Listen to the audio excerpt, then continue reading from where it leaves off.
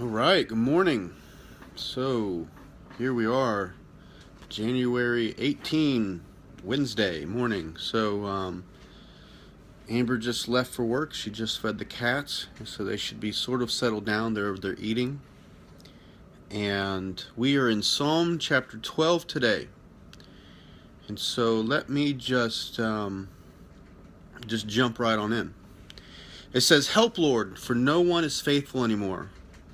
Those who are loyal have vanished from the human race. Everyone lies to their neighbor. They flatter with their lips, but harbor deception in their hearts.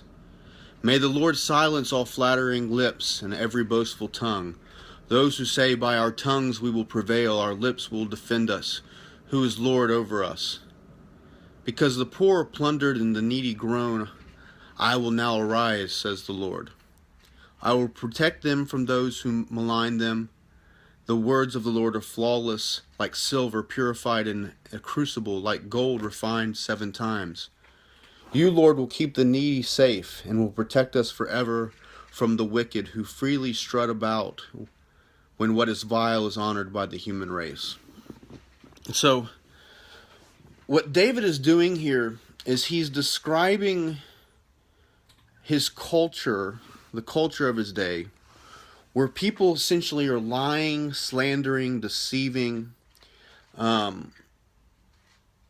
they're boasting and bragging, bringing false flatteries and essentially using their words as weapons against one another, and boasting about themselves and their own greatness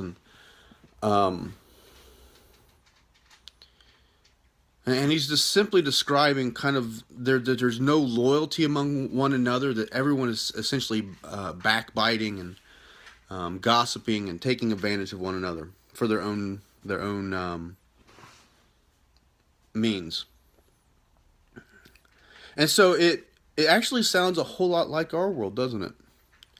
What's interesting is that the brokenness of humanity is universal and timeless. That regardless of what culture you drop into, we all are suffering and struggling with the same problems.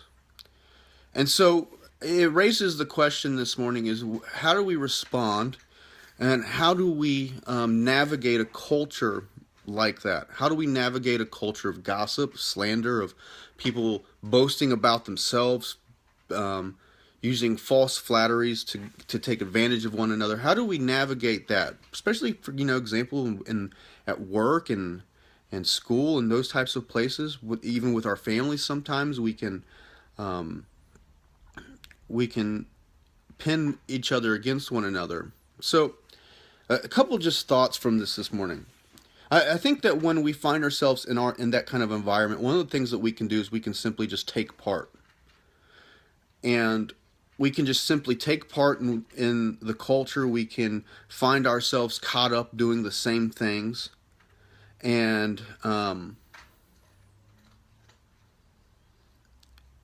we find ourselves in that same trap of boasting about ourselves and gossiping about other people and those types of things. So sometimes we can just simply take part, and oftentimes we can fall into that trap. Another thing that we can do is we can take aim, in the sense that sometimes we can gossip about other people or talk badly about other people or those types of things, but sometimes that stuff is directed towards us. And how do we respond when those things are directed towards us? One of the ways that we respond is we want to defend ourselves, and so we defend ourselves by the same means. We take part and we begin to slander against other people, or talk bad about them, or spread rumors about them, or those types of things, or perhaps get into arguments or confrontations and the like. So we can take part or we can take aim. But what David suggests here is that you and I take shelter, and that we take shelter in what God says about the situation and what God says about us. It says in verse 6 that the words of the Lord are flawless, like silver purified in a crucible, like gold refined 7 times.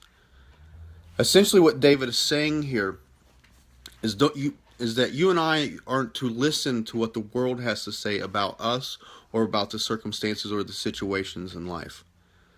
That you and I are to listen to what God has to say about that, and allow God to speak truth into our life, and allow God to speak truth into the situations that we find ourselves in. And that even though we may find ourselves in a culture of gossip, or a culture of backbiting, or a culture of boasting and propping up ourselves, that you and I aren't to take part, that we are to take shelter in who God says, or what God says about us, and what God says about the circumstance or the situation. So hopefully that makes sense. You and I have choices. We can either take part, we can take aim, or we can take shelter in the truth of God. So may that be a blessing to you. May that be a challenge or an invitation to choose how you're going to respond today, to choose how you're going to act in those types of places. So blessings to you guys. Hopefully that makes sense, and we will see you tomorrow. Love you. Bye.